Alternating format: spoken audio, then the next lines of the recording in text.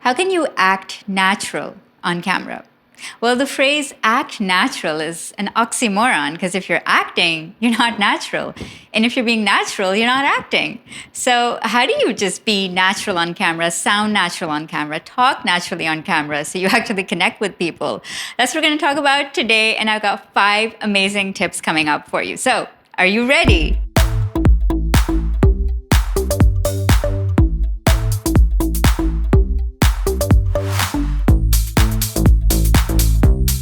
Hey entrepreneurs, it's Salma Jafri. I'm a video content strategist and you are in the right place if you want to grow your personal brand with video. Be sure to hit the red subscribe button and the bell icon next to it if you want to be the first to know when I release a new video. I have a Facebook group called Personal Branding with Video, and I polled that group recently and I asked people, well, what is holding you back from acting natural and just being natural on camera? And we got a lot of great responses from everybody in the group, as well as some people on Twitter, because I asked from both places. And I just want to share with you what are main concerns and what are some of the things that maybe are holding you back. And so what I've done is I've grouped all of those things in 5 distinct categories, which we're going to talk about. So 5 ways that you're stopping yourself from being natural on camera. What are they? And how can we just get rid of them and be great on camera? So one concern that came up repeatedly was that the camera is a device. So how do you talk to a piece of equipment? So Sana said that one fear for me is definitely feeling stupid talking to a camera as if it was a person. Bethany said, would you be comfortable with a random stranger staring you down and not blinking? Camera is the same thing for many people. So both of these guys make really good points about the camera being a device. And I think all the advice out there that says that just talk naturally to a camera and pretend it's a person is kind of hard to do because you're looking at a lens, right?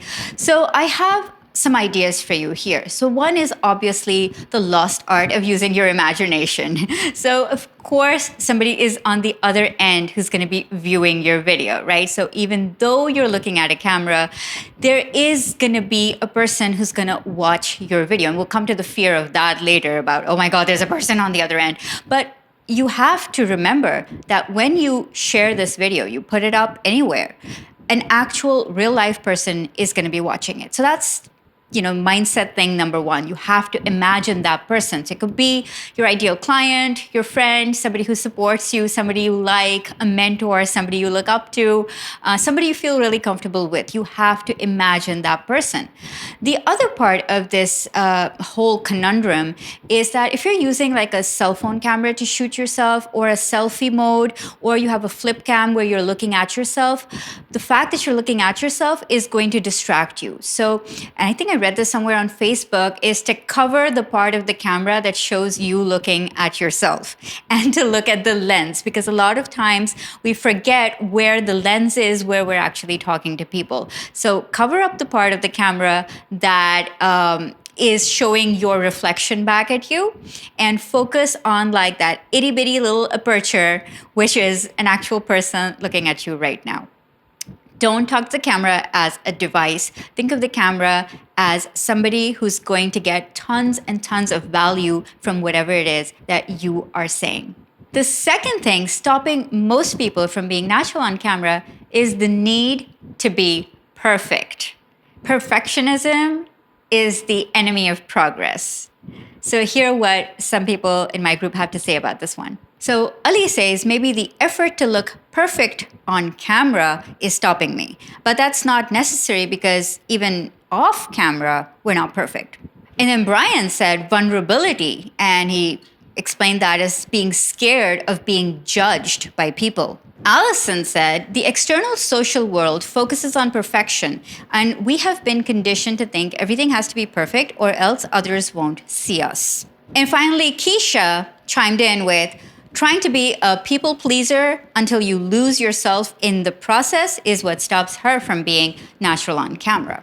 All right, guys. So many of you understand that the need to be perfect is there, even though it's kind of silly because you're not actually perfect and nobody is, and you're not perfect in real life. So why do we feel this need to be perfect on camera? And I have a great quote for you from a book by Mark Manson, The Subtle Art of Not Giving an F, a counterintuitive approach to living a good life. And Mark says, the desire for more positive experience is itself a negative experience.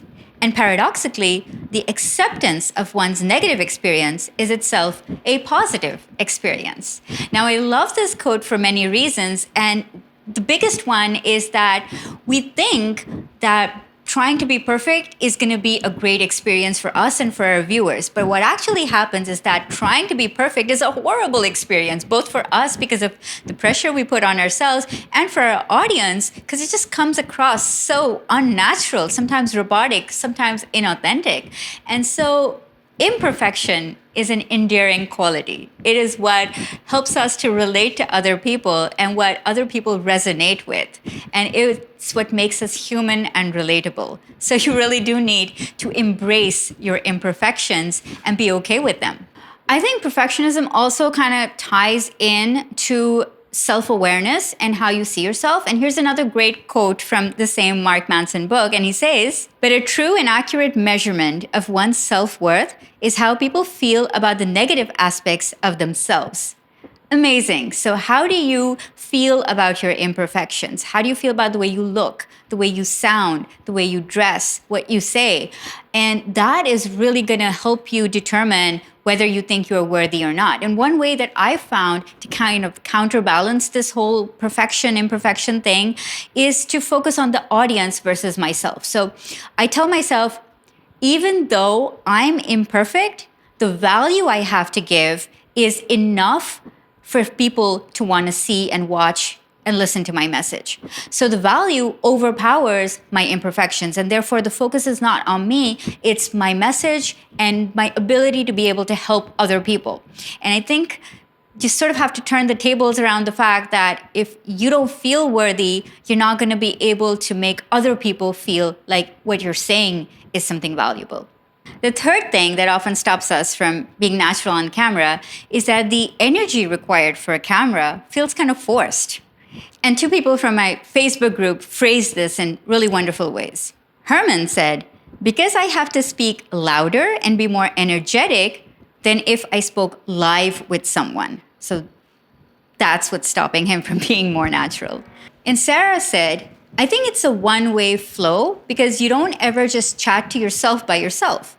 So on camera, it feels forced. You know that you're forcing yourself to be more. You're doing conversation for two, but only with one. All a bit weird, LOL. So true, guys. And this is something that I faced initially when I first started making videos.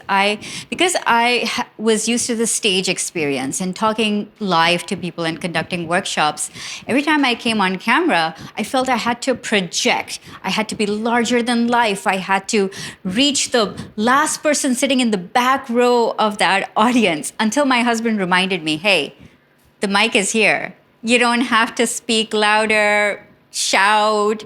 You don't have to project as much. The mic is here. And another thing, you're talking to one person. You're not talking to 500 people all together. And that kind of shifted my perspective on how much energy I need to bring to my videos. And I've noticed that once I calmed myself down a little bit and was like, you know what? Everything's fine. Relax. I don't need to be hyper. I don't need to do like a million things to be energized. Yes, I do need to up my energy more than if I was just sitting drinking coffee, but I don't need to go overboard with it. And I want to give you two examples of YouTubers that I've seen who do this really well. So one is Chris Stuckman. He reviews movies. And his style is just laid back, sitting on his seat, talking about a movie. Hey, is Universal gonna demonetize my video because I'm gonna show this clip? And oh yeah, whatever, I'm gonna show this to you anyways. This is what happens in this movie. You should watch it, not watch it, whatever. Like really, really laid back and casual. And another is this makeup artist, Ali Andrea, who I saw on YouTube talking in one of the most natural ways while doing makeup. And she was like, you know what, most people put on eyeliner the wrong way. So I'm just going to show you on this eye, I'm going to do like the wrong way. And on this eye, I'm going to do it like the right way. So you see that? It wasn't high energy, it wasn't forced. It's not trying to be like over, like, too much.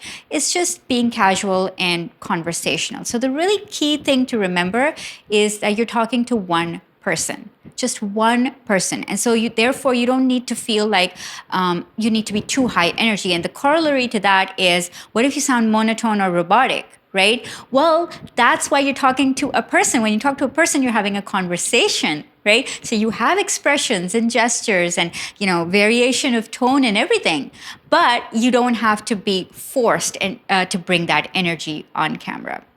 Ooh, number 4 is a good one. It's tough to act natural because we're too self-aware. And I love how Marianne states this. We're not self-aware in a conversation with another person because we engage with the other person and get lost in the conversation. With only ourselves to engage with, it's easy to become hyper-aware of our own body language, facial expressions, habits, etc. Oh, and Nanette chimes in by saying, because we think people are focusing on our flaws. Love it, ladies. So this is a real concern, right? You think all the focus is on you. You're talking, you're speaking, and you become, like Marianne said, hyper aware of everything that you're doing. Now, here's the funny part. We think we're very familiar with how we look and how we sound, but really we're not. Because when we look at ourselves in a mirror, we are only seeing a reverse mirror image of ourselves. That is not how other people are seeing us. When we hear our voice, we are only hearing our voice from 2 ways, from the outside coming in, but also from the inside, from our brains, right? So we're not hearing ourselves the same way as other people are. Now, when you speak on camera and you watch yourself, you finally see yourself as other people see and hear you, which can be a bit unfamiliar because that's not who you're used to. So what you need to do is, of course, that's where people say practice. That's what they mean when they say you have to practice and you have to look at yourself on camera, because you have to reacquaint yourself with how other people see you and break down those perceptions of how you see yourself, because that's not how other people are seeing you. So the only way to get past this self-awareness issue is that you need to make a lot of videos and then watch those back. And you don't have to share them with anybody. You can just do this in your own privacy of your own room. But make a lot of videos and then notice how you sound, how you look when you make certain gestures. What does your face look like? Familiarize yourself with both your looks as well as your voice, and then you'll start to make the unfamiliar familiar, and it won't be a fear anymore. The 5th reason for maybe not being able to act natural on camera is perhaps you're choosing the wrong content. So Farooq wrote in and said, while training or talking face-to-face with people, I can have a lot of energy, but I fall flat on my face in front of the camera, even with a script. I want to be able to make vlogs for my business or even just randomly. When I dived a little bit deeper into this problem, I found out that Farooq was great when he was in front of an audience, giving a presentation on soft skills like negotiation or leadership or communication, and conducting workshops and being in the moment, high energy, in person. The moment he switched on camera, the subject matter of his videos also changed. The content also changed. And he was talking about personal vlogging and, personal aspects of his life. And so therefore, I think that one of the key reasons why sometimes it's hard for us to act natural on camera is we're choosing a topic that we don't have practice in, we're not fired up about yet, right? So a good rule of thumb is when you're first starting out on camera, choose the topics that really, really make you go, oh, I need to talk about this. Like, as Ollie Gardner said, cue that clip. Find the one thing that makes you the most angry or excited, because that's the thing that you're going to be most passionate about, and start creating content around that topic and showing your opinion and why you're different. That's what's going to separate you. If you're just like, oh, I'm going to talk about email marketing, that's no good. You have to have a specific element of that. You can write about all of it, but find something that, that drives your passion. That will help people. So you have to be able to choose topics that really get you going. And so if there's something that you're presenting in front of people in, let's say, workshops or webinars or in offline situations that get you really energized, bring that topic to the camera first. I'm not saying you can't do vlogs or other type of content, but bring that first so you get comfortable and you feel energized because the content is familiar to you and it comes from a deeper place and you're able to articulate it in almost without thinking about it too much, right? It just comes naturally to you. So start with the right content that fires you up. Now I've got a challenge for you. Make a bad video. Make a few sucky videos. Make videos where you know you are imperfect. Messy hair, no makeup, whatever. Stumbling over words, anything that makes you feel imperfect. Go on and make a video like that. Make a video talking about stupid stuff. Anything that comes to your mind. Just make a video. And then watch yourself, and then make another video. And then watch yourself, and make another video. Go on, I dare you. One of the biggest fears we have when we think we're going to be judged with our videos is because people who already know us are going to see. We'll be like, oh my God, my uncle, my mom, my friends, my college roommates are going to see this video. And that makes you feel like you're going to be judged by all of these familiar people. So one way to get over that fear is to make videos for strangers. Make videos for people who don't know you. So you're starting from a clean slate and they're not going to know anything about you except what you are presenting on screen in that moment. And a great place to do that is inside my Facebook group, Personal Branding with Video, offers you a safe space to make videos inside and ask for feedback from your peers who are also growing and learning how to make videos just like you. Remember, build a brand you love and go after what you want because you can be the media. Be the Media Mastermind is here. You want in? Go to bethemedia.salmajafri.com and sign up for your free trial today. See you inside. Sana said, for me, one is definitely feeling stupid talking to a camera as if it was what happened to my voice? I just became a man. Now I got water. Okay, now I need a tissue.